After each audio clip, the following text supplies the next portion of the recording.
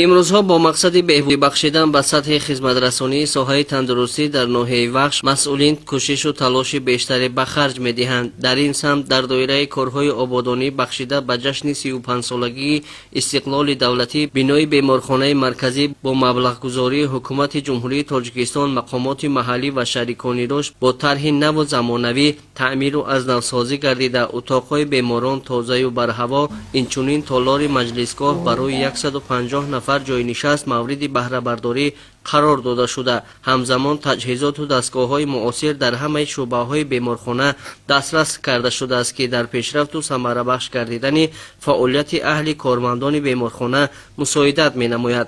اصول‌های تشخیص و طبابت معاصر و سطح و صفت خوب خدمترسانی طبی امکان می‌دهد که مشکل شهروندان آسان گردیده اکنون آنها برای طبابت به دیگر جا مراجعت نمی‌کنند. بیمارخانه از 18 شعبه عبارت بوده برای 225 خط پیش بینی گردیده است. در مجموع 45 نفر طبیبان صاحب اختصاص و 256 نفر همشیره‌های شفقت در حفظ سالمی اهالی تلاش کرده کوشش می‌نمایند که وضع خدمترسانی را در همه سمت‌ها بهتر و خوبتر راه اندازی نمایند. در پیام همساله خود سرور دولت محترم امام علی رحمان در بهتر نمودن شرایط و امکانیت ساحه بلند برداشتن سطح و صفت خدمترسانی طبی به اهالی تاکید می‌نمایند. در این دوره حجم مبلغ‌گذاری در پیشرفت ساحه زیاد گردیده اصلا برای تأمین نمودن تجهیزات معاصر نقلیات و دیگر لوازمات طبی روانه کرده می شود. در این برابر مرحله به مرحله معاش کارمندان ساحه تندرستی بلند برداشته می شود که این عامل در خوبتر گردیدن صفت فعالیت کارمندان ساحه مساعدت نموده آنها را راه بلند می نماید. واقعا رسالت کسبی طبیبان نگهداری سالمی جامعه است. بنابراین آنها شب و روز پی حفظ سلامتی مردم